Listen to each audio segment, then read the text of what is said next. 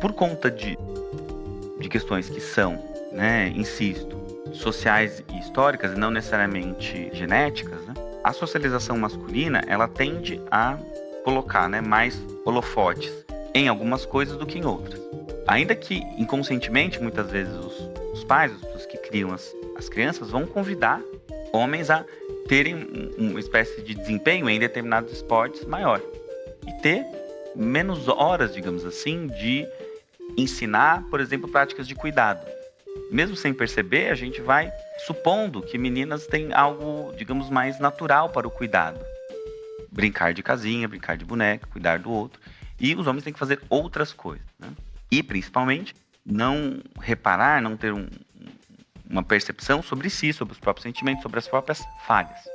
A ideia de falho, de sensibilidade, ela é, salvo algumas exceções, como, por exemplo, chorar quando seu time de futebol perde, ela, em geral, não é muito permitida para as pessoas que são socializadas como homens. Isso gera uma espécie de déficit de reconhecimento de si, né? Reconhecimento das suas próprias fraquezas, dos seus próprios sentimentos e, sobretudo, da sua própria saúde.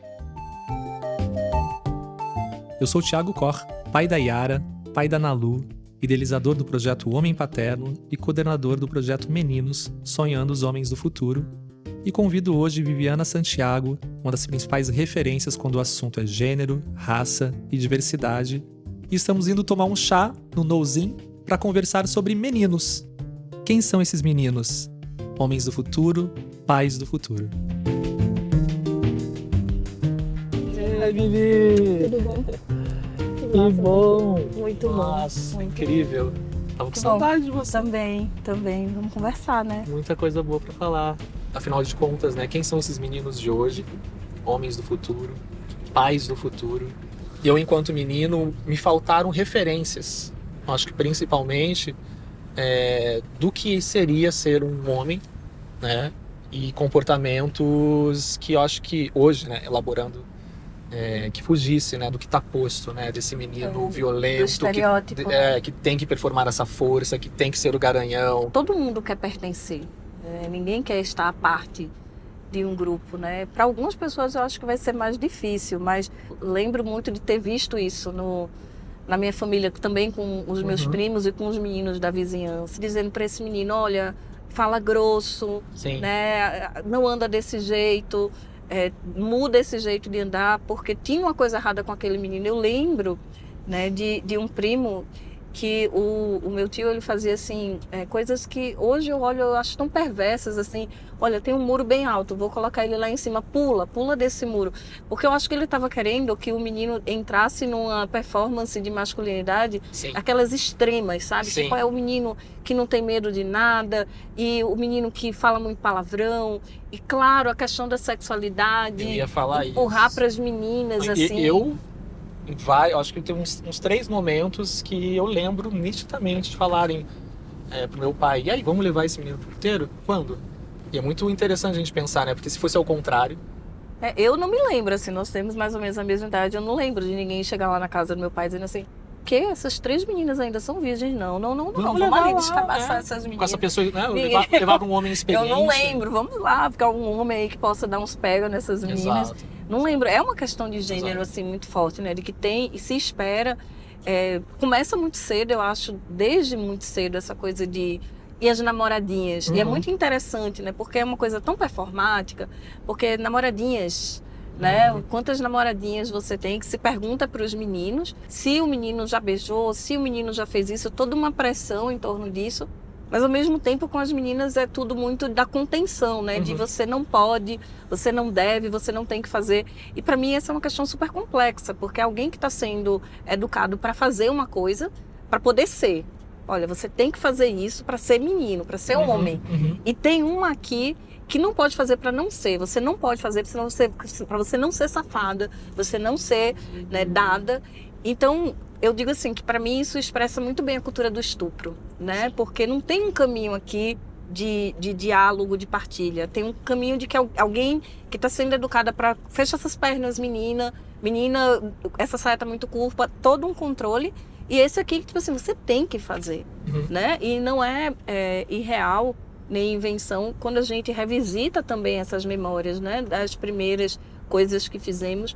O quanto as meninas, muitas vezes só quando mulheres adultas, elas vão se dando conta de que foram processos violentos, de que aquele beijo não era o beijo que eu queria, né, de que aquela transa não era a transa que eu queria. Mas tem um menino ali sempre forçando a barra, tentando, como tu diz, né, usar de ardis, estratégias, porque tem uma cultura aí que empurra ele para esse lugar, né, e que a gente tem que chamar as coisas pelo nome. É uma cultura do estupro, né, uma cultura que vai te empurrar para fazer coisas sabendo que a outra pessoa não quer. Não tem outro nome para isso, né? Quando eu olho para os homens, para os próprios pais que compõem a rede de apoio do Projeto Homem Paterno, os próprios relatos, né? E da falta de repertório para lidar com as meninas. Mas aí é muito curioso, porque quando eu pergunto para os pais de meninos, eu vejo também uma falta de repertório para lidar com seus próprios filhos meninos. Principalmente dentro de um mundo hoje em dia que cobra dos homens, que cobra desses meninos novo comportamento, mas um comportamento mais equitativo, mais justo, né? Enfim, menos preconceituoso. E esses pais caindo também nesse lugar de, e agora? Como que eu faço? Porque eu olho pro meu pai, é uma referência que já está, né, pelo menos uma parte dessa referência já não cabe mais. Eu olho pro lado, também não vejo também referências. Como criar esses meninos, né, sem referências positivas, né? E muito dentro daquela perspectiva que se eu não enxergo, eu não consigo ser o que eu não vejo. É sempre preciso dizer assim que numa sociedade a gente consegue ver vários momentos históricos vivendo ao mesmo tempo, né? E existe ainda uma permanência muito forte dessa ultravalorização do que ter um filho menino representa, né? Dessa masculinidade, né? Porque não é uma coisa do passado essa ideia de que é uma sociedade patriarcal, que tem um homem no centro, na medida de todas as coisas. E eu sempre gosto de dizer que uma prova disso são as plaquinhas de maternidade, né? Você vê plaquinhas assim, as plaquinhas das meninas é a princesinha do papai, é a fofinha. As plaquinhas dos meninos, elas vão desde keep calm is a boy. É muito interessante isso, né? Dizer assim, olha, é um menino, calma, não precisa ter... Pode acalmar que é um menino. Então tem um lugar, assim, de hoje ainda, de ter um valor muito grande em ter um filho menino. Porque os homens são lidos como mais importantes do que as mulheres. E o menino é um homem no começo da vida dele, assim como a menina é uma mulher no começo da sua vida. Porque eu sempre acho muito importante a gente dizer isso, né? Que tem um questionamento muito grande, mas também tem uma galera que está vivendo como se nada disso estivesse acontecendo. E pelo contrário, né? Está querendo resgatar, né? Um movimento de resgate mesmo, né? Do passado, né? Uma certa meio que nostalgia, né? Do controle, do poder corretor. E pessoas assim que têm filhos pequenininhos, pessoas que tiveram acesso a uma série de informações e que continuam dizendo que o menino é o homem da casa, que porque teve um processo de separação, agora você ficou no lugar do seu pai. Aí você vai ver quem é que ficou no lugar do pai, é uma pessoa que tem 3 anos de idade. Sim. E eu digo, olha que coisa mais do século retrasado, né? Você colocar uma criança nesse lugar. E por que não a menina? Né? Por que essa menina não é a pessoa responsável pela casa? É impressionante, você vai numa loja de roupas, realmente só existem 2 cores, é rosa e azul. Exato. Ela não só é uma cor para meninas, como ela não pode ser de meninos, porque a informação completa é essa, né? Olha, meninos não podem usar rosa, meninos só devem usar azul. Ainda tem tanta coisa. Sim. Esse brinquedo aqui é brinquedo de menina. Esse brinquedo aqui é brinquedo de menino. É quando tu vai olhar os brinquedos, o que é que eles estimulam nos meninos? Eles estimulam as coisas que foram estimuladas nos nossos pais, nos nossos avós.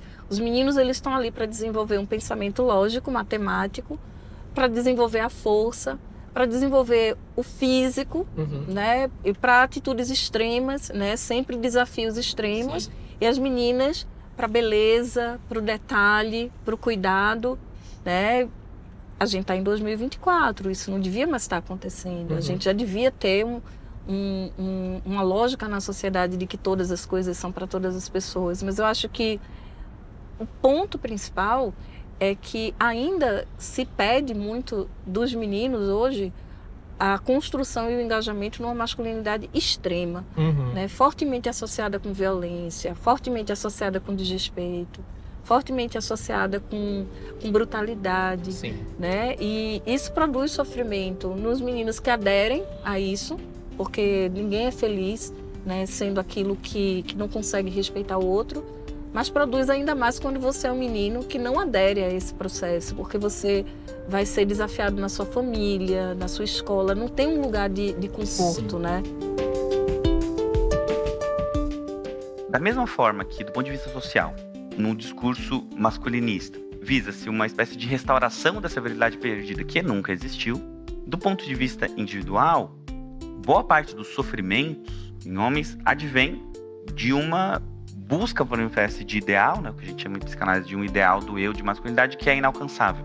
É que, na verdade, ninguém tem, ou ninguém teve, mas essa ilusão cobra, né, um preço caro e tem efeitos nefastos, inclusive para outros, notadamente para mulheres, que muitas vezes sofrem violências, né, que, claro, tem uma forte espessura social, né, e estrutural, mas é importante sublinhar que essa violência, ela muitas vezes é vivida pelos homens inconscientemente de uma forma reativa, ou seja, ela não é um elemento, primeiro é uma defesa em relação àquilo que a Susana Muscati, uma psicanalista, chama de um desamparo identitário, ou seja, uma resposta à dificuldade de encontrar uma espécie de paz entre quem se é e quem se desejaria ser, e do ponto de vista da masculinidade isso produz efeitos ainda hoje bastante nefastos.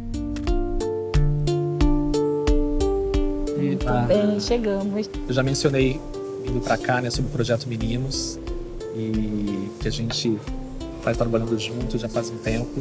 Talvez ele seja aí um grande marco, pelo menos a minha percepção, né, nessa discussão de gênero, inclusive, principalmente dentro de uma perspectiva de escuta. Eles são crianças, são meninos, e aí chega em um determinado momento que eles já são cobrados como homens, e a gente viu isso de diversas manifestações, de acordo, inclusive, das manifestações desses meninos. Poderia dividir, talvez, em 3 grupos de meninos, né? Um grupo de meninos, talvez, que nem estejam pensando e questionando, né, esse modus operandi, vamos dizer assim, dessa masculinidade que está posta, né, dominadora, violenta, agressiva. Eles estão só replicando isso, seja por referências sociais, do contexto onde estão inseridas, e do próprio pai, muitas vezes, né, desse contexto familiar. Outro grupo de meninos que estão ali já questionando, muitas vezes, por serem atravessados pelas próprias violências desses outros meninos, né, desses meninos negros, de preconceitos, de racismo, de homofobia, enfim, de todos os tipos de violências. E uns meninos que estão perdidão. E agora? Porque só me dizem o que não ser. E aí, quando esse menino, de repente, vai olhar na internet, que eles estão ali muitas horas do dia nas redes sociais e só se deparam com o homem tóxico, masculinidade tóxica, só com referências negativas de masculinidades. E aí eu me lembro do Guilherme trazendo o exemplo daquele menino que chegou para a mãe e falou: mãe, será que eu sou um monstro? Ser menino é igual a ser homem? Por eu ser um menino, eu vou me tornar um monstro? Das últimas coisas que eu tenho feito, eu acho que talvez estar nesse projeto é das coisas que tem me dado mais inspiração mesmo, assim, que tu sente assim, esse trabalho é relevante. Quando a gente escuta os meninos, né, e a gente percebe, né, os meninos que estão com muita dúvida sobre como se comportar, né, meninos que querem agir de outra forma, mas estão com muita dificuldade de dizer assim, querendo paquerar às vezes, né? E tipo, será que eu estou sendo demais, estou sendo de menos? Mas também ter aqueles meninos assim que estão nem aí. Não é possível que um menino em 2024, de 12, de 13, de 16 anos, tem um comportamento que é uma coisa que já era abjeta na década de 40, né?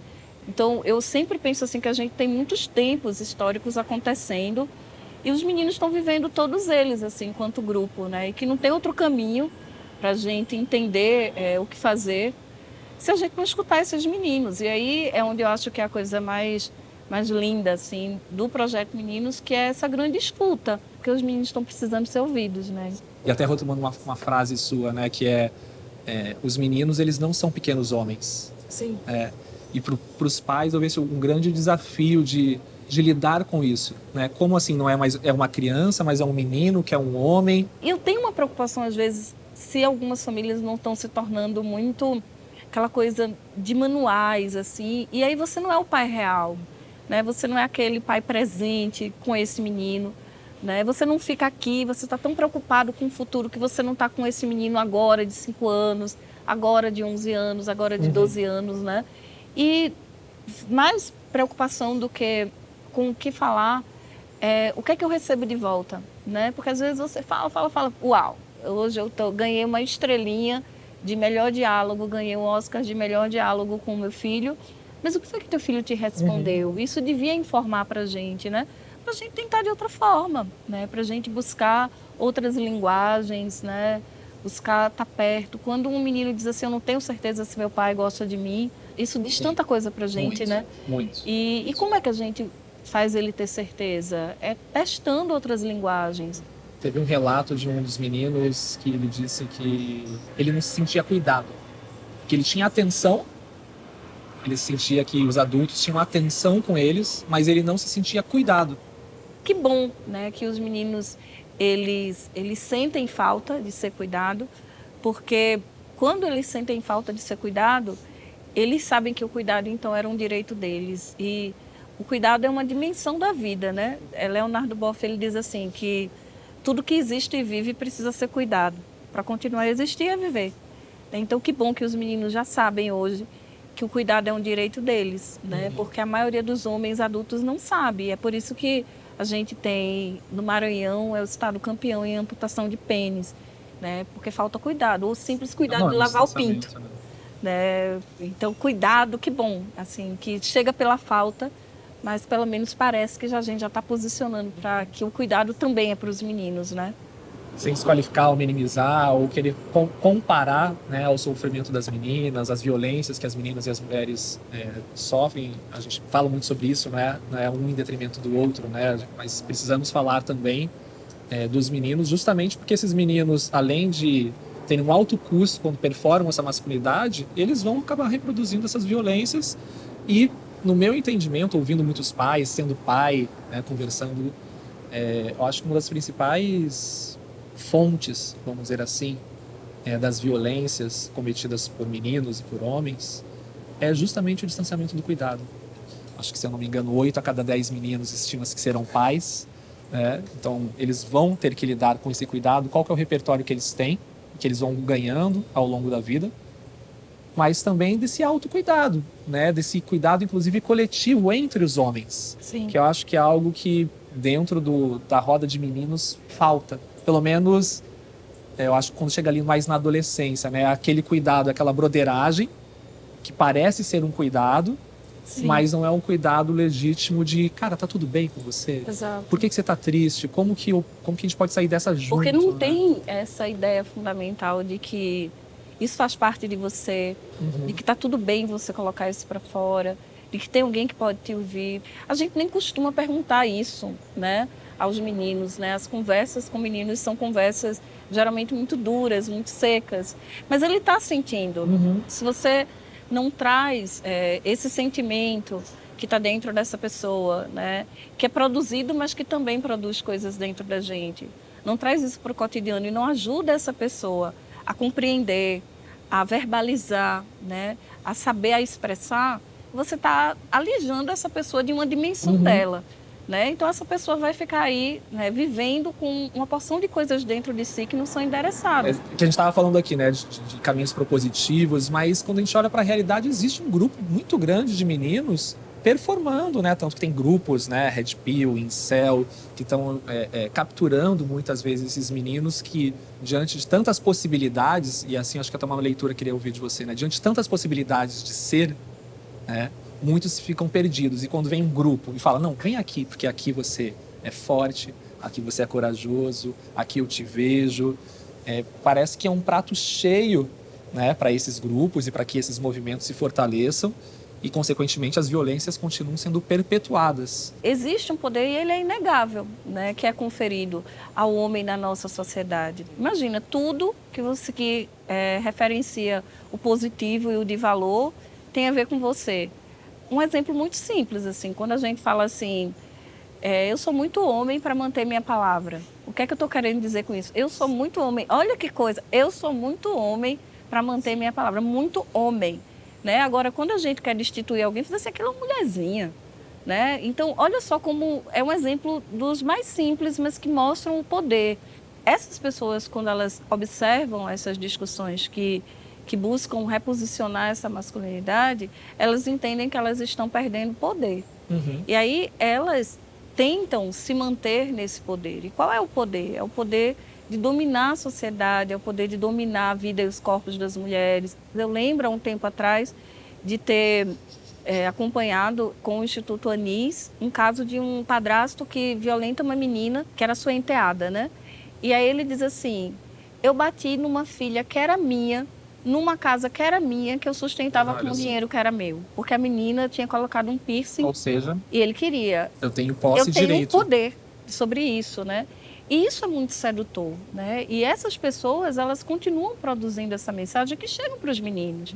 Chega para os meninos nos videogames, chega para os meninos nos filmes, nas músicas, nas performances, né? E eu acho que é importante a gente discutir isso, porque esses meninos, ainda enquanto meninos, eles já começam a também exercer esse poder. Sim. Né? Tem um estudo do Instituto Promundo que vai falar sobre violências nas relações de namoro, que vai falar de meninos e meninas na faixa dos 12 anos de idade que já reproduzem aquelas situações de violência doméstica Sim. que homens e mulheres adultas protagonizam. Aos 12 anos, um menino é capaz de dizer, com essa menina você não anda, com esse batom você não sai. Mas de onde é que ele está aprendendo isso? Eu acho que é importante dizer assim, que é uma agenda intencional, que a galera está fazendo de propósito Sim. mesmo, né? Dizer para os meninos, olha, querem tirar seu poder. É quase como se estivessem acusando, né, esse movimento por outras masculinidades possíveis, de tentar emascular os homens, né? Tipo assim, eles se sentem emasculados e eles levam isso para os meninos. Estão querendo que você não seja mais homem. Sim, afeminado, né? Tem Exato. vários... O que é um homem ser afeminado, né? Exato. Afeminado é você ser Exato. muito próximo do que é uma mulher que é ruim, que Sim. é uma coisa ruim, né? A gente perguntou para vários especialistas na pesquisa, né, qual que seria uma coisa que gostariam de falar para os meninos, né, se você tivesse a oportunidade de falar uma coisa, né, e a maior parte deles foi, eu te vejo. E conversando com os meninos, a maior parte deles é, eu quero ser visto. E fico pensando, como será que realmente, então, no nosso dia a dia, a gente está enxergando esses meninos, futuros homens e futuros pais? É um sonho que eu tenho, assim, né, de que a gente realmente, a partir de agora, comece a olhar com prioridade também para os meninos, com uma forma de construir um mundo mais equitativo, mais saudável, e eu vejo que isso é uma urgência, sabe? Uma responsabilidade dos pais, mas nossa enquanto sociedade, né? Então quero te agradecer muito. Obrigada. Foi pelo muito massa. convite, Foi muito massa, mais uma sempre é. vez. E eu acho que é uma coisa da gente colocar no centro o que deve estar no centro, né? Eu acho que os meninos e homens são metade da sociedade e a gente precisa de meninos diferentes para que a gente tenha homens melhores no futuro. E isso não vai se fazer sozinho, eu acho que é tarefa de todo mundo. Que bom que a gente já começou essa conversa. Muito bom, Maria. Muito bom. Obrigada. É um ponto importante, né? Primeiro, fazer uma espécie de reconhecimento que a masculinidade é uma identidade e que a gente, enquanto homens, né, vive isso de uma determinada forma, se beneficia, ainda que de maneira passiva, desse lugar, mas não transformar isso em uma espécie de culpa ou expiação, né? Ai, que vergonha de ser homem, então são coisas que não levam isso muito para frente, né? Mas a psicanálise ensina que a culpa é uma forma ruim de lidar com o impasse que deve se fazer, de uma maneira geral, transformar isso numa espécie de responsabilização. Ou seja, como eu vou lidar, qual é a minha responsabilidade nesse lugar que eu ocupo e como eu posso transformar não só a mim, mas em especial aos outros homens em uma sociedade que possibilite, faculte vivências masculinas mais plurais e menos pautadas por ideais de virilidade tão fixos e às vezes meio cafonas.